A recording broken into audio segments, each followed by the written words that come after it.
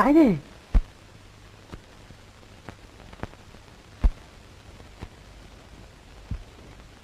काका ही पिल्लं बघा वाटेवर अशी ओरडत पडली होती. अरे अरे फारच लहान आहेत की ग. मुकी बिचारे कसं समजणार यांना काय होतंय ते. यांना भूक तर लागली नसेल. खरंच थांब हं, आपण यांना थोडं दूध पाजूया.